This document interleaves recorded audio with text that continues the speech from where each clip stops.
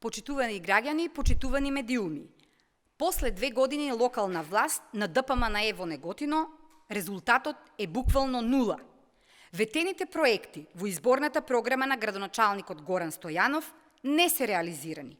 Неготино стагнира, а граѓаните плаќаат поскапи сметки за дури 100%.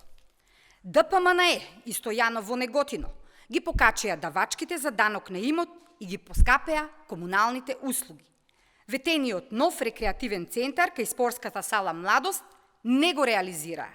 Го нема ниту проектот за нов плоштад, ниту нов градски пазар, иако за овој проект има целосно изработена проектна документација од минатата локална власт на СДСМ. Се уште нема резервоар и потисен цевковод во Тремник, иако средства се обезбедени од централната власт за оваа намена.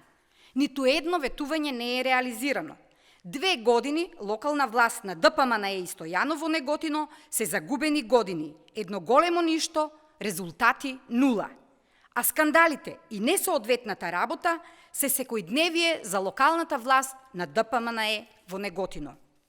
700.000 евра обезбедени средства од Министерството за животна средина и просторно планирање, но дали граѓаните знаат зашто овие средства ќе бидат потрошени?